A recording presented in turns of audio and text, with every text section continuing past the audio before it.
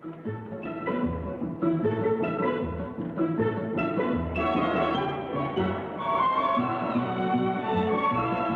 is your name, please?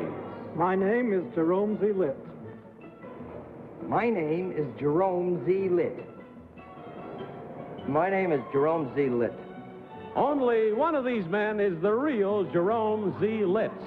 The other two are imposters and will try to fool this panel. Tom Poston, Peggy Cass, Orson Bean, and Kitty Carlisle on To Tell the Truth with your host, Bud Collyer.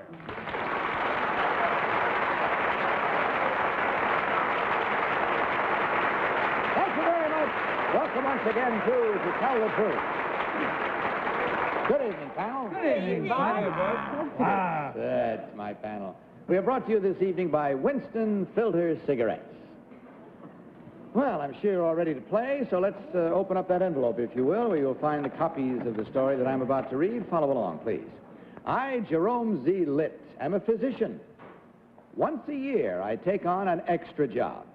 I work as a supernumerary or spear carrier for the Metropolitan Opera Company when it pays its annual visit to my hometown. Supernumeraries are those extra people which opera companies hire to help fill the stage for crowd scenes. At home, we are paid $1 for each performance and are warned never to get carried away and start singing. During the past 10 years, I have appeared in 25 different roles. The high point of my career occurred this season when I came to New York City and appeared in 2 operas on the stage of the Metropolitan Opera House. For my New York performances, my salary was raised to $3. Signed, Jerome Z. Litt.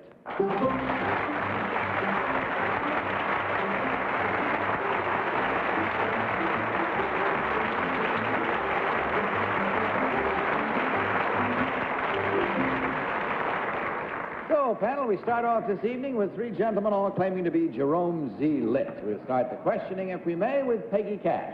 Peggy? Thank you. Number one, how much of the opera can you see when you're in Boris Godunov? Very little. I'm backstage most of the time. Thank you. Number 3, what color is your costume in Boris Godunov? I have no costume in Boris Godunov. I've never been in it. You have? Oh, you've never been in it. Well, number 2, if you were in Boris Godunov, what color would your costume be? I don't think they have any supers in Boris Godunov. Oh, number 1, you know that Aida is the heroine of Aida. Who's the other girl? The other girl? Yes. I've never made it a point to learn the names. I'm interested in the music. I see. Well, there you are. Number 2, does any old costume fit you? You know, do you have to fit the costumes to get the job, or could they be a little small or large? They might be a little small or large. A little, yes. Number...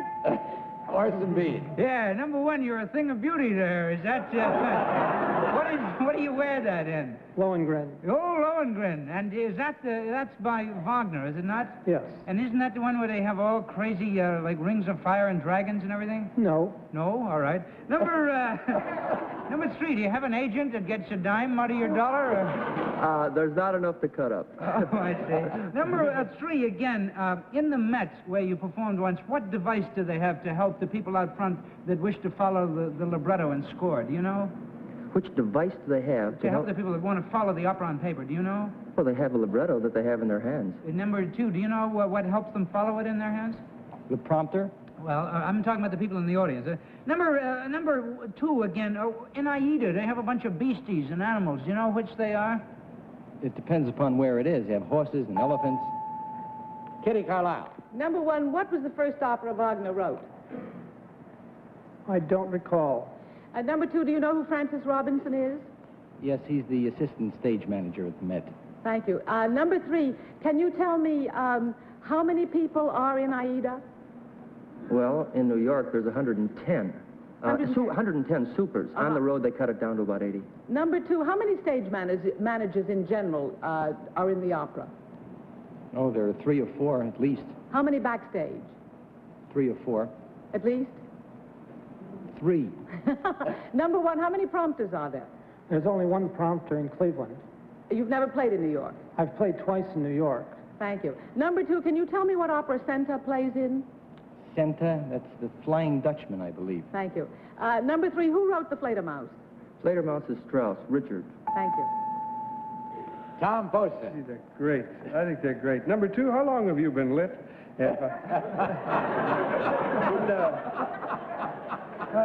Number 3, where's the stage entrance to the Met? Stage entrance is on 40th. On 40th. On 40th. Better figure that out myself.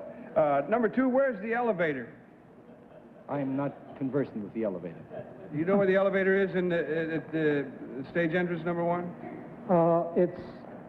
You go in the door, and it's on the right-hand side after you've walked about 30 feet.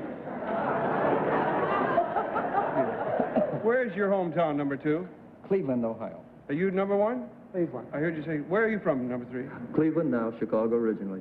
Where did you do your appearing in the opera? Chicago, at the Civic Opera House. Chicago. When you were first appearing, did they ever have any trouble getting the supers off the stage at the right time? Oh, a couple. No, not really. That's all the time we have. It's time for you now to consult your librettos and mark your ballots, if you will, please. Mark them at once, without change, without consultation.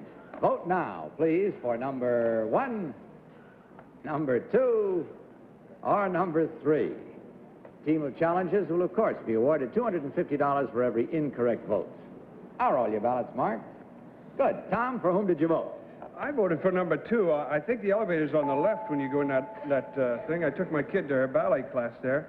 And I used to be a supernumerary in some of the doily cart things, and I can remember hanging around on stage long after I was supposed to be off. So I voted for number 2. Peggy Cass. Well, I voted for number 3 because Francis Robinson isn't an assistant stage manager. He's got a very grand job indeed at the Metropolitan. And I think number 1, I think anybody who's a real opera buff ought to know the name of Aida's rival. Horse and beans. Well, I voted for number 2 because he knew that Francis Robinson was the assistant stage manager. I had no idea. Kitty, what is your choice?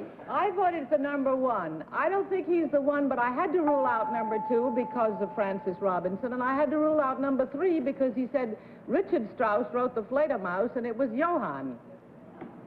Oh, well, there we have it with a widely split vote. We come now to our moment of truth. We'll find out immediately which one of these gentlemen, in truth, is Jerome Z. Litt. Will the real Dr. Litt please stand up?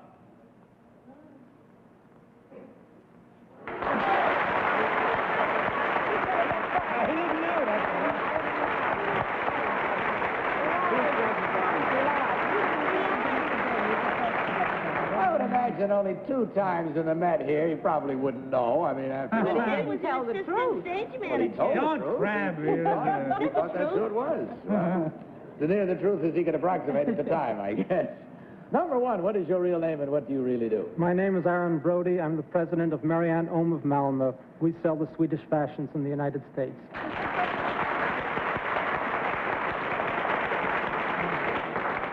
And number 3, what is your real name and what do you, Aida? I mean, what do you really do? Ramines. My name is Jack Fraser. I have a toy company in Italy, Cli Italiana. We make toys. Well, we checked the score and we find you did very well. There were 2 incorrect votes that you enticed them into making. And that, of course, is twice $250 for a total of $500 for you gentlemen to divide. Thank you very much for giving us a bright and happy evening as well as a little education. Good night and God bless you. All